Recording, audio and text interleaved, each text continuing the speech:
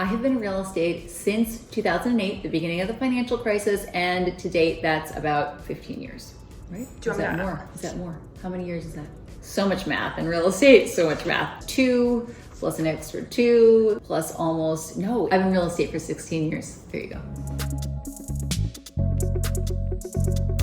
When I got into the business was the beginning of the financial crisis. What was crazy about that time is that the bottom dropped out of the real estate market, and there was a period of time where so little sold that we didn't know when we were going to start selling listings again. And then I remember in about 2011 when the market started to really shift, and by 2012, 2013, we were really moving again. But there was never a point in my career where we didn't do transactions. What was really special about starting when things were so difficult is that I learned how to do deals in almost any environment.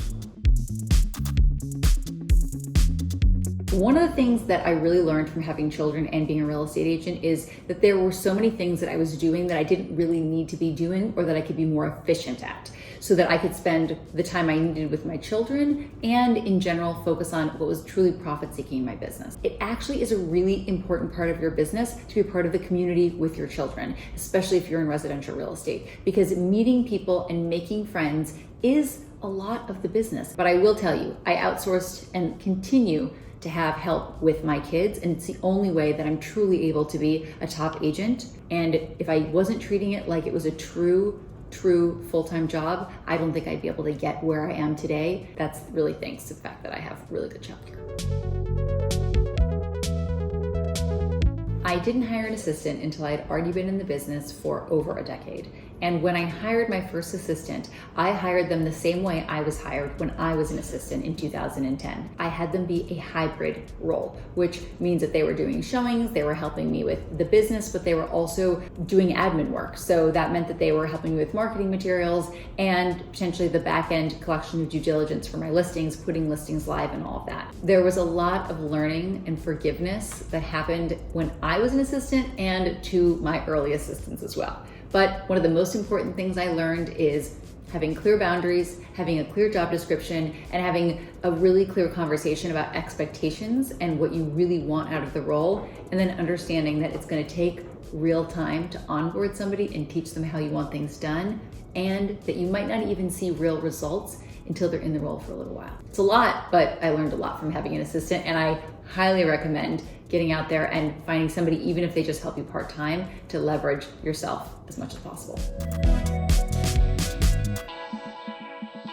I decided to lead a team because I actually had no plan on ever having a really big team. I'll be totally honest that the reason my team got larger is because of the fact that I kept finding really great people to join forces and be part of the Kirsten Jordan team. Everybody's right when they say you shouldn't get too big too fast. It's very important to solidify the operations you have of your team early on, because of the fact that really that's the core beginning of what your team is going to be.